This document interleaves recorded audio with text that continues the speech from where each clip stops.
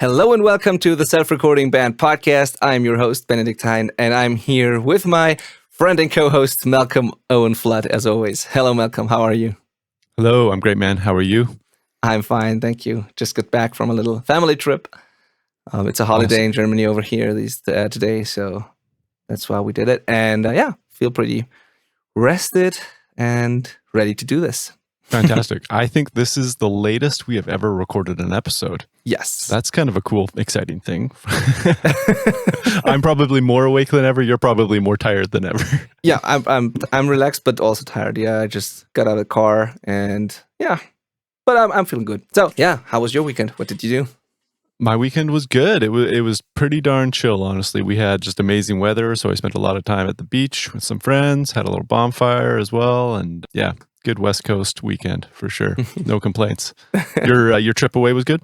Yes, it was super cool. So we were visiting my dad, and it's not really far, but we had some time off with the family. But I still did an amazing call this morning, which I really enjoy doing these days. So I've been doing a bunch of free coaching calls for our listeners, for our audience, and I had one this morning as well, which is the beauty of being able to work remotely. You can just go on a family trip and have your laptop with you, and when kids are resting or taking a nap or whatever, I can just jump on a call with someone, and these things I really actually enjoy. And it was not even stressful or work. It doesn't feel like work. It's just a cool hangout. I'm glad to hear that. Yeah. And so I did that this morning. And then other than that, we had we were hiking and just an awesome little family get together and family trip. Yeah. Excited to get back to the studio this week. So for sure. I have one question for you before we jump into music world, though. Yeah. What is Halloween like in Germany? It hasn't been a thing when I was a kid, but now it's becoming more and more popular, and it almost, I don't know, we kind of talked about that. My wife and I talked about that today, where she was like, "Why are all my friends celebrating Halloween and they all do these parties?" And we sort of missed that. We see now that it is a thing over here, and people apparently do that, but we never did a Halloween party, or we never really celebrated it. So I think it's bigger than I think it is, because for some reason we just missed it. I don't know. Maybe our kids will force us to do it someday. I don't know. Yeah.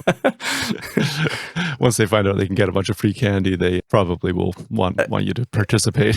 Exactly. But we at least have a pumpkin outside the door. So right on. Cool. Yeah, they did that. I was just curious if that was the same over there. No, absolutely not the same, but it's getting bigger and other people celebrate it. Yeah. So, yeah. Great. Yeah. All right. We can talk about music stuff now. Yes. Let's do that. And today is something that I think we never touched on the podcast, which is pretty crazy to think of, because it's such a normal and almost crucial part to modern music production, I think. And that is post-production. We talk about post-production effects, adding stuff to the production after the recording of the main instrument or the record even is done. Basically, it's a step usually between the recording process and the mixing or editing process, or anywhere in between there. And it's something that even rock genres, even pretty standard rock bands are using these days. So I remember, and it's not that long ago, I remember when I started, or even just a couple of years ago, most bands that I worked with would never consider post-production elements. They were no, we are a rock band or a punk band or a hardcore band. We have 2 guitars, bass, drums, and vocals, and that's it, and we don't want anything else. And now, just a couple of years later, almost everybody at least adds some sort of post-pro effects, like swells, risers, reverse cymbals, bass drops. Right. That stuff is so normal now, even in the more organic or standard genres. So I don't know. Maybe just people accepted it, or maybe I don't know how that change came to be. But I had to learn this while I was already making records for a living and was already a professional, to be honest, because that was just not part of what I did when I worked with bands. And I had to learn that this is a thing and that people want that, and it's gotten completely normal now. And I now have a MIDI keyboard in front of me that I use very often, and I had to learn how to do all these things. And in the beginning, I hired other people to do that, and these days it's sometimes myself, sometimes other people do it. But I definitely had to learn how to mix with those elements in there. Very cool. Okay, yeah, this is going to be a really fun conversation, both for teaching people about what it is, and actually, let's give it a name. We're calling it post-production, post-production elements and stuff like that. But honestly, that's a terrible name for it because post-production means all sorts of things. Post-production could be considered mixing, it could be considered mastering, it could be considered editing. Like and it means different things in different industries as well. Like if you're doing post-production in the audio field and film, it's not this isn't it. Yeah. So, but what we're talking about is kind of adding special effects into your music, right? So if you think of CGI being added to make gunshots look cooler in movies, we're essentially doing that to beef up the explosiveness of your song. Yes. Stuff like that is what we're doing. I always like to think of it as like a Michael Bay movie or something. It's just like, oh wow, this makes it so exciting. All these giant explosions and sounds. So that's what we're talking about. But we're going to be referring to it as post-production, just so that's clear. But yeah, this will be a fun conversation, both to educate our listeners about how to add it into their own music and give them ideas for stuff they could do, but also just to talk to you, Benny, about how you handle it, how you perceive the responsibility of this job getting done. Yep. Like, is it the band's problem? Is it the mixer's problem? Is it the producer's problem? You know, like this is kind of like you said, it's a newer thing in music production. It's been around forever, but it is very popular now. So where does the puck start, kind of thing, like, and who's responsible for making this happen is kind of an interesting conversation, I think. So maybe we should start with, when do we start thinking about adding post-production into songs? When do you start thinking about adding post-production into songs? Okay, so because I'm mixing only these days, I sort of get, most of the time, I get those things sent to me along with the rest of the multi-tracks. And then I have to just figure out how to fit it into the mix. So there's 3 different scenarios. The one is one that I just described. So everything is done. I get the multi-tracks plus the post-production. It's just on different tracks. And I just import it into my session and I mix it. So that is one scenario. Then there is another scenario where they sent me the multi-tracks and they sent me a guide track or a raw, an MP3 or whatever, or some raw sketch of what they think could be added in post-pro, and they ask me to add that properly. So they say, like, we have this track here with bass drops and snare bombs and whatnot on it. Can we include it? And can you do it properly? Just choose the samples, choose the virtual instruments, whatever is needed, and make it sound good in the mix. So that could be the case, that they ask me to do it properly. And then sometimes they send it and they thought about doing it, but they don't really know how or if they should do it, and they're unsure about it, and they just ask me, and then I have to come up with something, basically, or talk to them about it and come up with something together and then execute it. And so to me, if it was my song, if I would do it from scratch, I would probably think about it while I'm like building the arrangement and doing pre-pro, actually, because to me, those elements just make a song more dramatic. And I don't know, I would have to think about that while I'm building the whole arrangement and the whole song. And then I would just track, and maybe maybe some ideas come to mind while I'm mixing or so. That could be the case. But I think I would think about it pretty early, just because I would be like, okay, this bridge or this breakdown comes in, and it will not hit hard enough the way it is now, so I will have to add a bass drop here. Or we have this transition, and the way it is now, it just doesn't go, it's just not smooth enough or whatever. So I think I would need some sort of reverse reverb or cymbals here, and it would be really cool to have one thing flow into the other. And I would think about these things in pre-pro, actually, I think, just while I'm building the song. But the reality is that I get to think about it when the record is already recorded most of the time, because people just sent me that and then we talk about it. And that's interesting as well, too, because that can really transform a pretty boring production sometimes into something really exciting. And it can really, there's these 2 different things where you can make it pretty obvious and dramatic, and like, as you said, like a dramatic movie or so, or you can put it in there in a very subtle way so that most people won't even notice, but it still enhances the song. I did that with a punk rock band that I really love. They call it Swallows Rose. They are releasing a record next year on Spam Records, which is a pretty big, cool record label here in Europe for punk rock. And it's the second record, the second album that I do with them, the third record, actually. And they are a classic, like, punk rock band. It's not a modern metal band or anything like that, but they are very open for all sorts of ideas. And we actually added quite a bit of post-production in there, but it's all so subtle that if you know it, you can probably spot it in the mix. But if you don't know it, you will probably not notice it as like synthesizers or artificial things. It just makes a part bigger or wider, or it adds some extra depth or low end or so, but in a very subtle way. But it just helped the production a lot. If you solo out these things, it sounds pretty ridiculous and it sounds like it doesn't fit the genre at all, but in context, it works very well. Awesome. Yeah. So lots to talk about there. Yeah. I think ultimately, again, post-production is the worst name for it because it implies that it happens later and it's not that it doesn't happen in recording. In reality, I think the first person to take responsibility for this role should be somebody in the band because it is part of the music, right? So every part of the music should, in theory, belong to the writers and composers of the song.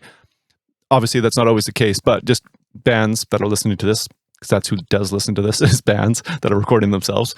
You should try and learn the skill. Somebody in the band should totally take this on. And when I get tracks that do have post-production already worked into it, sent to me, that is the best post-production that I get to receive. It is like, without fail, those are the times that I'm like, oh, this is really good. Like, this is really intentional, really cool effects I get to mix into it.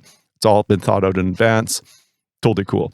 That said, there's definitely producers that like have carved their kind of sound out by being a producer that adds in post effects, and that's totally cool as well because the producer is shaping the songs with you, right, with the band.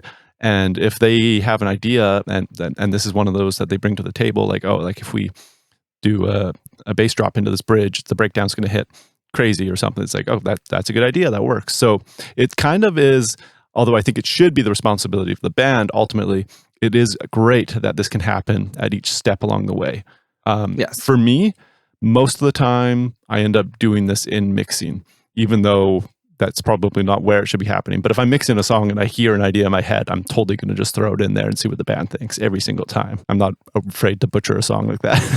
Yeah, and if you think about it like that, it actually makes sense. And I think it should be part of modern mixing because your job as a mixer is to turn whatever is sent to you into the best thing it can possibly be, or just to bring out the best in it and to correct whatever is wrong with it, and just to make it work and make it sound awesome and exciting. And how you do that is totally up to you. So, for example, if you think that a chorus should be wider and should have more low end and should be bigger overall, whether you do that by adding extra low end or using some widening trick or doing whatever you can with traditional sort of mixing techniques, or just adding maybe a sub bass line underneath it and some wide pad sounds or whatever. It's just a different approach to get to the same result. And I think, so basically that's a totally valid option. And therefore, I think it actually should be part of a modern mixing process, because if you have the tools and if they can get you where you want to go, then you should just use them. So, and if that means adding to the production, then do it. I mean, that could even go as far as like adding a harmony that wasn't there. I mean, if the band doesn't like it, then they will tell you it sucks, and then you can mute it. Like you should talk to the band about it before that if they are open for suggestions, but usually they are. And and then you just go for it. And if they don't like it, well, at least you tried. Yeah, absolutely. Harmonies, whatever, add whatever you want or need to add. I totally agree. Now, the downside of this, though, because I can hear bands collectively sighing and say, it's going to be handled in mixing, is that you are limited to the imagination and time of your mixer. It takes a lot of extra time to do this stuff. And honestly, if I'm back-to-back record with deadlines, I'm probably not going to like audition different bass drops for you all day long until I find the perfect one, right? Like, it should be handled before then, but I will do my best to get something that I think does the job in every time, of course. Yeah. It's just, there's obviously an advantage to having it custom tailored to the song earlier in the process. Also, I think you are the one, like you, the band listening, you are the one with the vision for the whole thing. Mm-hmm. So you know what the song is about and what you want it to feel like. And so you should make a decision about those things. You should decide how big something is and should be, and you should decide how aggressive something is, or how, like, all these things. You can only hope that we share the same vision and that we understand your vision perfectly. And if we do, we can probably handle it in the mixing pretty well. But I think you should have the final thing in your head, or at least something close to it. So I think you will always do a better job with like choosing these things and deciding whether or not to use something in any given part just because you know what you want it to feel like. We can only hope we get it right and we can do our best, but you are in charge of deciding that. I think it's your record, it's your vision, you're the producer. So that's why I agree that you should do it in advance. But if you're having a hard time with that, or if you're open for additional ideas, we can definitely do something in the mix as well, yeah. Now, this is worth mentioning because our last episode, I think, that came out, pretty sure, was the session musician episode. Yeah. So that's one episode before this. Go check it out if you haven't. It's about hiring session players to fulfill a job that nobody in your band is good at. Post-production can be that role. You can hire people that are just, that's what they do. They just add post effects into songs and make it exciting. They're amazingly good at it too. I think this is an undervalued skill. If you are looking for a high post value production style, like, I don't know, think like very modern, like melodic metal or something. I don't know what's using it the most these days. But there's definitely genres that really use a lot of this stuff. And if you want that to be done to a really high degree, you should look into finding somebody that does this as a specialty and hiring them to do it for you. Yes, that. And then there's another thing that I would consider. So there's these people who are specializing in doing post-production for rock or metal bands. But then what I find pretty interesting also is collaborating with electronic music artists or producers. Mm-hmm. So you could totally contact an electronic music producer. I have a friend of mine in Berlin, Philipp Röder. He's awesome. Kopilko Productions is the name of his studio. Kopilko Sound or Kopilko Productions. I will link to it in the show notes. So he's awesome. He works on house and techno and electronic music like that a lot. But he comes from a punk rock background and then sort of switched over to the electronic side. I don't know, don't ask me why, but that's just what he does these days, and he likes it, and he's very good at it. But he understands both worlds. And if you ask him to do things like that, or people like him to work on a track, then they can bring in a totally different perspective. They don't just refine the rock song, but they might bring in completely different ideas from a different genre, and you can create something very exciting at the intersection of those genres. So if you want to go as far as that, but it can turn into pretty interesting collaborations if you bring someone in from the outside. So it could be somebody like Philip who understands your genre, but it could even be someone completely from the electronic world, and that could be really interesting. And so because I would assume they would approach the whole post-production thing completely differently from someone who knows how rock songs are typically structured. So that's going to yield totally different results, and is almost like how some genres have been made, as those collaboration types have led to like new styles. So that's totally pretty much what we're saying is that you can do it whatever way you want. It can be done by anybody. Just if you want it done, make sure it gets done. Absolutely, yeah, totally. Yeah. So with that said, maybe we should talk about different types of post-production that you could consider adding into your song, and little tips and tricks for those. Okay. Well, let me ask a question. What is the most typical thing you add to songs? Like, is there something that is used much more often than anything else? Either accent snares or risers would be mine. I think risers are the more obvious of the two, so maybe we start there. Okay, cool. Interesting, because my answer would probably have been 808s or bass drops or something like that. Yeah. But yeah, agreed. Risers are right after that, I think. And I'm curious to hear what you mean with accent snares. Exactly, because that's something I think, if I understand correctly, it's something I do not as often, but I'm just curious to hear what you do there. So let's start with risers. Cool. All right. Okay, yeah, let's go. Riser is... That's a riser. Thomas, we have another sample here. Yeah. Sometimes they don't cut off hard, but often they do, and I love them. So you can just, what they do is they build anticipation, they build tension, and then either there's like a release or there's a cutoff. Like so often where I'll use them is the band has this hard pause where everything just chops, and then they hit the chorus or something. I'll throw a riser in just leading up to that little silent, and it just adds so much energy, I think. It can also be incredibly cheesy, so you have to be very careful, of course. Yeah. All of these things have to be extremely carefully used, or they just cheese it up. But yeah, so risers, they can be great for that. And I have a ton of my own risers, actually. I think I almost only use my own risers, but I've made them out of cymbals, snares, synths, vocals, guitar chords. There's kind of no limit.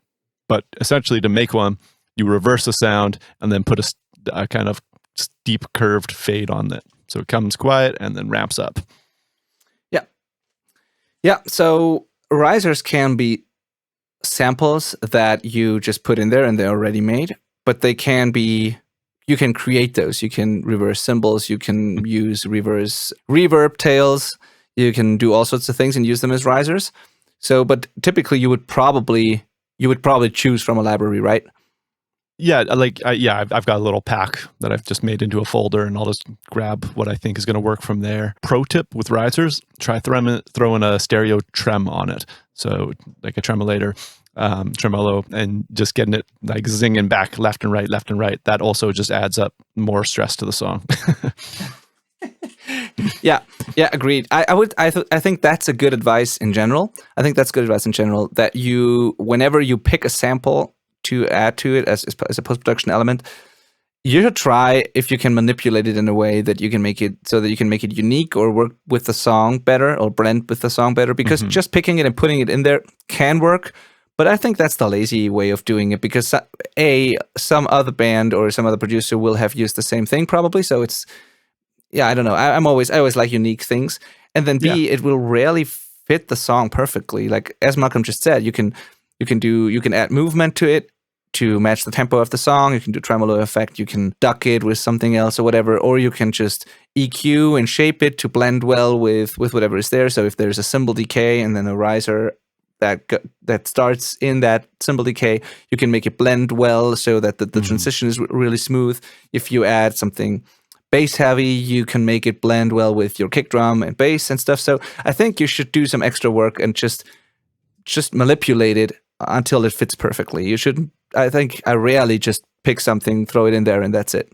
Yeah. There's usually kind of three things I think about. There's like the stereo width of it and effect of it, like how vast is this thing. There is the timing of it, which is really just controlling the fade and volume of it, and the timing of that fade and how long it is as well, right? Because it could be a very long riser or a very short riser, and that does a totally different thing. And then the last thing would be really like the softness or decay of it. Is it a sudden effect, or does it have a like smooth kind of at the end?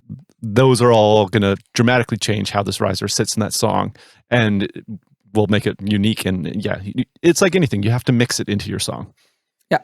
How do you know if in a transition where there's a small break, how do you know whether or not this is a good spot to add a riser? Like, when is it better to just have that break in a hard transition, and when is it better to create some smooth transition with a riser or swell or whatever? Like that, because I find that's not so easy to decide sometimes, because sometimes I switch back and forth and I can't really decide what I like better. So totally, I think it just come from experience, but of course, just auditioning it is a really good method. I've got a couple tracks sitting in my mix template just for throwing things like this on. They're just sitting there empty, and I'll just pull up my sample library on my left and have the timeline on the right side of my screen, then just listen through the song and be like, oh, let's drag and drop that there, quickly adjust the volume, move on. And then I kind of like map out a post-production scene throughout the song, and then I'll just start over, go back to the start of the song, listen through. Did my gut reaction work, or does it need to be tweaked more, or is that a dumb idea? And there's like 18 bass drops now in the song, and I need to remove 17. Yeah. So it's like I kind of go heavy-handed and then work backwards. Yeah, agreed. Okay, I'm just writing a bunch of notes down here because something came to mind that I want to get back to later. Okay, cool. So I guess it's pretty clear what a riser is now. So it is something like you can think of it as a reverse cymbal, or just a rising sound, as Malcolm beautifully described in the beginning of this thing. So that's a riser. Now there are similar things, as I said, like reverse cymbals, reverse anything that starts with the decay and ends at the transient basically can have a similar effect as a riser. Sometimes you can reverse something, and then when you get to the start of it actually starts. So you can make a reverse cymbal, and then the real cymbal follows that. So stuff like that. I think you know what I mean. That can be very cool. That's totally a really fun thing on vocals as well. You like print the word that's about to come up, and then it reverses into the word, and it's you've heard it before. I can't think of a song off the top of my head that does that, but it's definitely something you've heard before. Yeah, same with reverb. Yeah, totally. You can reverse whenever I do that, there's a bunch of reverb printed onto it. Yes, exactly. So you could print the reverb return of a vocal, reverse that, and then have the reverse reverb tail lead into the actual vocal. That can have a really cool effect. Yeah. So these sort of things, and then reverse snares, reverse anything basically. I don't even think about what it is once it becomes. I just think riser, and then I think frequency. Do I want it to affect the lows, upper mid range, or like highs? Like where do I want it to live, and like where do I want that energy to be focused? And that chooses what instrument or sound is the riser essentially. So I've got a China I use for like a more meaty mid range rather than like a crash, right? And that works a lot of the time for me because maybe there's a crash right after it and I want it to sound different than the cymbal that launches the chorus. Yeah, totally. Now let's talk about these accent snare and kicks real quick because I'm curious. Okay. What do you do there? Okay, so I mean, I love samples. You love samples. We all love samples. Samples are great. They can really make a song happen and add some unique characters to it and make the room sound bigger or smaller, whatever you need to do. So that's really powerful. But maybe you want the song to have a different sounding room for one part of it. So the outro just needs to sound like it's in a stadium all of a sudden. I'll just bring in a new sample at that point and have this massive room sound, snare sample, for example, just for that one part of the song. Sometimes it's just for one hit, maybe it's just the first hit or every second and fourth hit, or, there's kind of it could be any combination of things, but it's just using these new sounds to change the drum kit's perceived space at different spots. Okay, so I need to take back what I said before. I definitely use accent snares most often. Now that I know what you mean, I just didn't think about it like that, but I definitely do that. Yeah, change up the snare sound or sample from part to part to just make it feel like it's supposed to feel and what it's supposed to feel like. Yeah, really common one these days to add energy to the end of like a rock song is adding claps onto the snare, right? Yeah. That happens a lot. And sometimes they're so low that you don't even really notice, but it's just, there's an energy in clapping, right? So that's a common, similar technique. Yeah.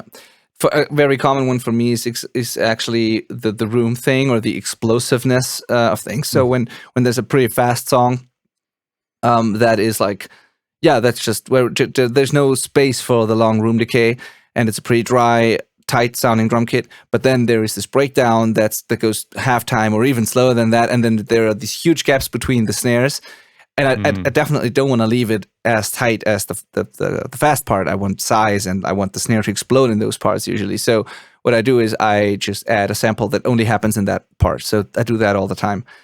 Sweet. And it's a matter of but also I have to add that not everybody likes that. Like, spoiler alert, I'm in a new band that we're just starting, and we have recorded, or our guitar player has recorded a whole record of songs. I'm the bass player in the band, but I haven't played any of these songs even once, but they were already recorded. I just got the final thing to mix, and now I have to practice so that we can eventually play it live. But anyway, so one of these songs, the first one that I mixed actually, I loved how I did exactly what I just described. So it's a very fast song, and then at the end there's this heavy breakdown, and I just made the snare explode. And the guitar player in our band who wrote all the songs, he immediately got back to me complaining about that part and saying like, that reverb or whatever that is, like, just doesn't sit with me. Like, get rid of that. I don't want that. And I couldn't, there was nothing I could do. Like, he just doesn't like it. So I had to, we ended up using some sort of compromise, but it's not nearly as explosive as I wanted it to be, but he just didn't dig it. So he just wanted to keep it more natural, more tight. So it's not a must. For sure. So you know what? We need to stress that post-production as a whole is not a must. Yeah. Your song can be totally great. And I don't add post-production to every song. Not at all. It's just, if the idea hits me while I'm mixing it, I'll do it. But if it doesn't, I'm not going to do it. Yeah, exactly. It's not a step just for the sake of being a step. Yeah. And also, it could just be that I didn't nail how I should have done it. Maybe I thought that, maybe if I did it differently, he would have liked the idea. So there's a lot of nuance to it, and it's just, as everything, a matter of taste. But yeah, so the accent snares in general, but I think is something we always sort of do, even if it's just very subtle. But I think we should never treat every part exactly the same if they are drastically different, if the vibe is drastically different. So Yeah. One thing that I love here with these accent things is the cinematic stuff, if it fits the genre.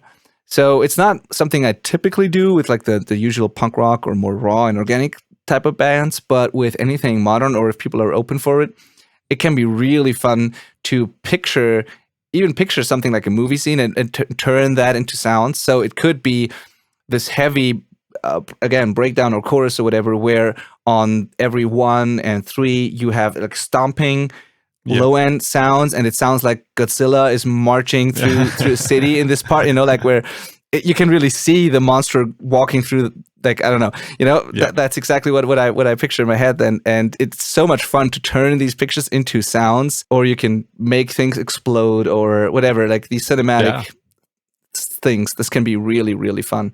For sure. I first got hooked on this, I think, with Walk With Me in Hell by Lamb of God.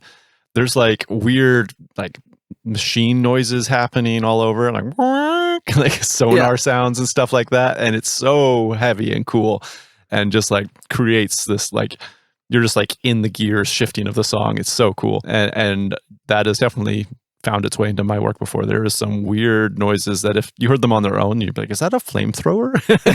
Yes, it is. Yeah, exactly. Yeah. But it sounds badass in this song, stuff like that. You can really do some cool stuff if you're careful. Yeah, exactly. Yeah, you have to be careful because it can be cheesy, but if done well and in a tasteful way, it's amazing. And it has to fit the genre, of course. Okay, yeah, totally. So, and then there's another category of sounds that is it's less individual, smaller samples, but it's actually almost part of the composition, or it's a little more.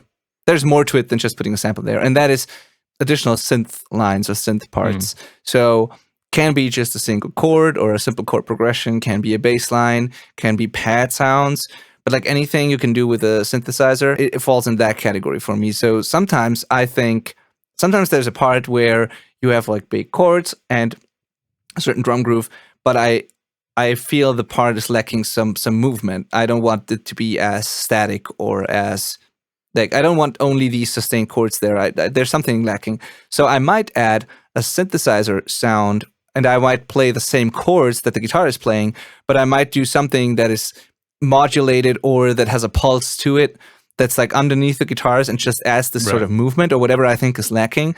And it can be very subtle, but that's one example of it. Or sometimes the opposite is true. Sometimes I think a part is very like hectic in a way. There's like this drum groove, this very fast drum groove, and the bass maybe doesn't play sustained notes, but it's also playing something fast, and then the guitars are picking something, and I feel like there is no solid foundation. There's the sustain element is lacking in that part, and it's not as big as it could be. And in that case, I might just add a subtle layer of sub bass, just a simple root note that just holds everything together and makes the part as heavy as it should be. So anything like that, I always think about what this part needs or might be lacking, and then I try to add it. Could be some sparkle on top. Could be that the drummer is not playing the right cymbal to my taste. Maybe I'm lacking some nice top end, so I will maybe choose a very bright, airy pad sound in the background that opens it up a little bit, or anything like that. Totally. Yeah, the sub drops definitely what first came to mind for me, or not sub drop, sorry, the sub bass, just like a sine wave or saw wave or whatever, just something consistent. That's definitely something I have added in. I often will actually ask bands to go back and do this. Like, you know what? Some glue would really be awesome on this chorus just to make a launch. Can you add an organ in here? And they just take care of it, which is always better, I think. Whenever I can get the band to do something themselves, that yields the best results. But sometimes just grab the MIDI keyboard and let it rip for sure. Yeah. And these things can blend, like one can blend into the other. So if bands can do that really well, if people do that really well, you'll find arrangements where the part starts with the bass drop, and then a subtle pulsing low bass sound takes over, and then that gets a little brighter, and with a riser it turns into a pad sound, and then like you can make these things flow into each other, and then there might be some vocal effects thrown in. So sometimes there are libraries where you can have choirs or like these backing vocal samples that you can throw in there, and they like all sorts of things. And there are some people who are really good at that, who blend those things together very tastefully, and it's it's cool to look at an arrangement like that. So one band that comes to mind for me, shout out to them because they are in our community. It's a band from Estonia. They called Mad Morality. And I've mixed a couple of songs for them. I will link to it in the show notes as well. And they do that really, really well. When they have sent me those songs, they sent a lot of post-production tracks along with it. And it's still subtle enough to not make it cheesy, but it really works well with their band arrangement. And they don't have these sporadic individual elements, but it like goes through the whole song. It's like a storytelling element almost. It's really, really awesome the way they do it. So I will link to that, and you can have a listen yourself and see how that works. Yeah, it's funny because we've been talking about most of these as an afterthought, but it's just as possible that they could actually be the founding idea of a song. Yeah, a song could be built around post-production elements. It could be totally like these cinematic sounds could be what start the whole thing. Yeah, totally. Now, I think the most common, or one of the most common things that we haven't touched on is we said it, but we haven't described it, are the bass drops and 808s and that sort of stuff. So that's pretty common for me. It's the classic thing where the chorus doesn't hit it hard enough, so I'll put some sort of sub bass sample on the first beat or so, or like an 808, or a bass drop in the break before that, so or over the first bar or something like that. Yeah, exactly. So a bass drop is just a starts low, ends lower, and then can be long or short, whatever you need. Yeah, obviously they're the opposite of a riser. They're a release rather than a tension builder usually. And I lump in explosions with bass drops. Me too. But again, it's like an impact that then decays over time. And these can be cool. I think they are probably the most likely to be overused if you're not careful though, because they're so rewarding when you first throw them in. So you have to be careful. Does it really need it? And if you use it on each course, does it take away from the courses? Does it stop adding if you use too many? Maybe you should just live without it for 2 courses and only have it on the third one. Make that a moment. These are all kind of common thoughts that you should have with all the post-production elements, but especially risers and bass drops. They're the 2 big ones, I think. I think so too. Also, if you're mixing yourself, it's not so easy to put those in there and do it well, because first of all, low end has a lot of energy. So if you use bass drops or 808s or anything like that, it will you will either distort your mix bus or your master bus, or you will cause your bus compressor, if you use one, or your limiter, to compress really hard because you throw a bunch of energy into it that wasn't there before. So you have to be very careful that this impact is actually impactful and does not duck everything else away, and that it doesn't cause distortion and stuff like that. And also at the same time, if you don't balance it well, if you turn it up too loud, everything after that will sound pretty thin, because and it's also part of it is also not overdoing it, as you just said, Malcolm, because the danger is you might fall in love with it, turn it up really loud, you like the impact of that first hit, but then the rest of the chorus and every other first beat of every part will just not do it anymore. So totally, yeah. It can be too good. yeah. That's so true. Yeah, and also another thing to it is you have to tune those things. So if you're using a bass drop or an 808 that starts on one note and ends on another note, you have to be careful usually that you tune it or to choose the right sample. They are labeled with the notes, and you have to choose one that's actually starting at the note that the band is playing at that moment, because otherwise it can sound really weird, especially if you saturate it, and which brings out the overtones so that you will also hear that impact on smaller speakers. That's also part of it. Then it can be pretty dissonant and don't work really well. So you have to tune it or choose the right sample. And then you got to make sure it also has an impact on smaller speakers, which you can achieve through saturation, as I said, by creating overtones and shifting the whole thing up a little bit and and adding to it, and so that it doesn't only consist of like sub bass and low end. Yeah. Or you can add, or like it's an and/or, you can add an additional impact sound to it, as you just described, Malcolm, an explosion, or it can be sometimes something like a breaking glass sound, or anything that is an impact. Gunshots. Gunshots. Anything that is an impact, but not only low end. That typically goes very well with that, because that way you also hear that additional energy and impact on a phone, for example, or it just it overall makes it more audible. You don't have to turn up the sub thing so loud. Yeah. And yeah, everything you just said is correct. I agree. You really kind of covered it. But it again, just one word of warning: if you're mixing yourself in a room that can't accurately hear low end, like you don't have good bass traps and absorption around, or you don't have good headphones that can really tell you what's going on in low frequencies, you are very prone to mixing your bass drops too loud.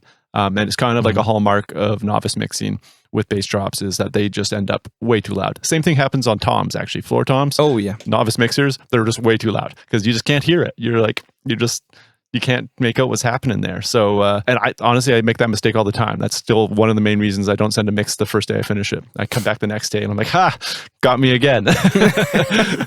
Yep. It's a constant thing to be careful with. And then we should mention snare bombs. They're kind of the same thing to me. They're an impact that decays, but they are using a snare instead of like a bass sine wave or something. But they can be very cool as well, just to make a big snare hit or a stop have this big long kind of thing. Can be very awesome. Yes, totally agreed. So now there's two things that I want to let's start with one. There's one thing that I want to add to what you just said with the snare bombs and like to the whole conversation.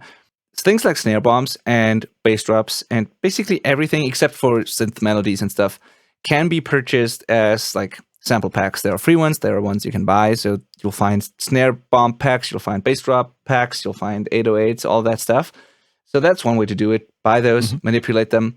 But what many people are not aware of is it's pretty simple to create these things yourself and make unique sounds, which can be really fun. So simple bass drops can be just a sine sweep that you make with a signal generator in your DAW. That's one way. You can just automate a sine, like a test generator plugin, basically to perform a sine sweep, and then you can saturate that, manipulate it, make your own.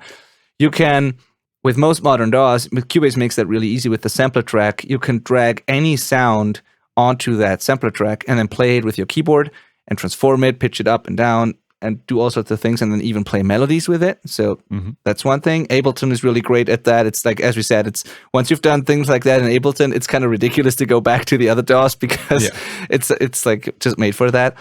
But so there's that. But also what's really, really fun is to actually create the sounds in the real world yourself, then putting it into the DAW, or like recording it, and then manipulating it. So you could, for example, just, I don't know, hit something with something else to record that impact sound and then manipulate that, and then you have your own impact sound. You could break something, whatever. You can do it with your body. You can like make a sound like that and hit your chest or whatever, and then put it in the DAW, pitch it down an octave, and have a really sub-heavy kick drum sample or whatever. Like you can do all sorts of cool, unique things that nobody else has, and that you can then add as post-production elements to your productions. And so before you think, well, I don't have the money to buy another sample pack, look for the free ones, but also look into just creating cool sounds yourself. You probably, if you just look around you right now, you'll find 10 things that can make some sort of noise. Just record that, manipulate it, and think about what that could be. Because it's pretty easy to create something that sounds sort of like a snare drum or sort of like a kick drum, and then just play around with that.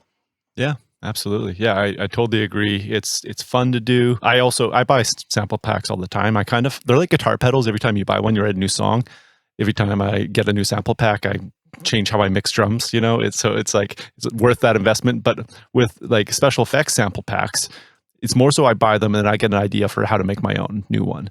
It's like, oh, I hadn't thought to do that. It's like $20 and I got a new idea. Worth it for me. Yes, agreed. And then I have a question for you, Malcolm. Would you consider things like manipulating stuff that's already in the multitracks, in the arrangement, in the song, like not adding to it, but taking something and manipulating that drastically? Would you consider that post-production? So, for example, a tape stop effect, for example. Yes. So you'd have a break, and instead of adding a riser or a drop or whatever to it, you could just take the last bar before the break and apply a tape stop, so that sort of sound when the tape stops, and then you could do a effect when it starts again. So I consider these as post-pro as well, in a way. It's not adding something to it, but it's not just mixing, it's manipulating it in a more drastic way. I agree. It's something that happens in mixing, but I've also had it sent to me that way, and I've done it in production as well. So again, it can happen at any stage. It can be written into the song for sure. My Kemper can do that. There's a fun fact for you. Yeah. So if the whole band had that, I don't know how the drummer would pull it off, but everybody else could do it live. So yeah, but I do think of that as post-production.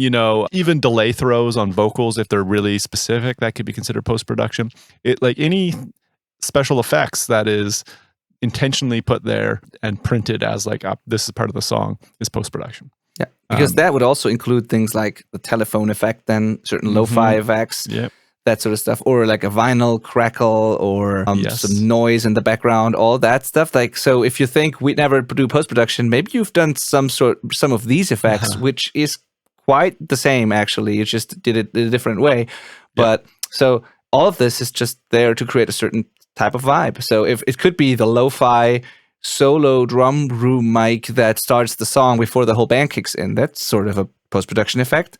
So if that can happen as early as the drum miking, like if it starts with like a roomy drum sound, that's a post effect designed in recording. That's pretty cool. So and if you're open to do that, so why not take it a step further and take that solo drum room mic that you used and turn into something lo-fi?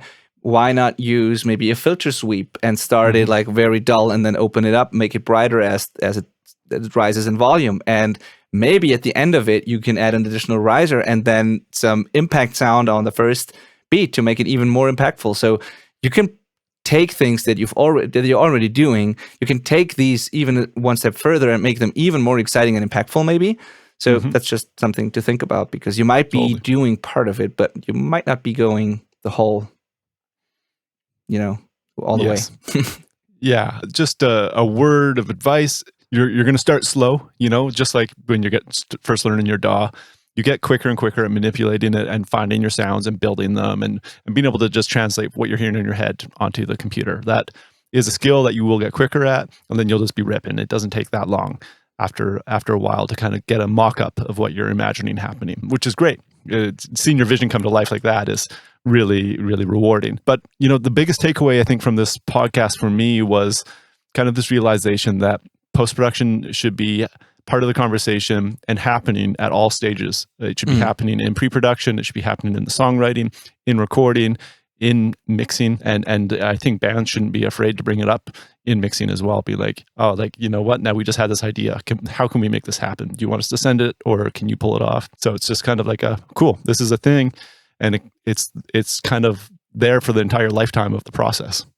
Yeah, absolutely agreed. And it's this mindset of how can we, like, what is this part supposed to sound like and feel like? And how can we achieve that? And what do we have at our disposal in order to get it there? And then just be open for any sort of idea. Whatever it takes to make it sound that way is cool and fine. So, and that is, I think, the mindset. Sometimes nothing is needed, and sometimes crazy things have to be done. But like somehow you got to get the part to feel what it's supposed to feel like. For sure. So Wet Future, the band that I did an episode with on this podcast, I mentioned them way too much, but I love those guys. Yeah. They're like my poster child for a self-recording band. yes. I have some bands like that too, so that I understand. But I just finished a mix for them. I can't wait for it to come out, because it's like we did all this stuff. There's risers in it, and there's added harmonies in it. There's added stomps in it. There's added like noise rock stuff. I just like took an Echoplex and a vocal and went and it like is like a major part of the song now. And there's all sorts of wild trem effects on vocals. It is like we went to town on post-production. And so that'll be fun to share once it's out and link back to this episode and be like, see like what this could do to the song. Very cool. Yeah, very, very cool. Awesome. Like, let's link to, like, is that already finished? Like, is there anything we can link to when it comes to Wet Future where you did something like that? I'm sure I've done plenty of post stuff on a bunch of their songs, but off the top of my head, I don't know.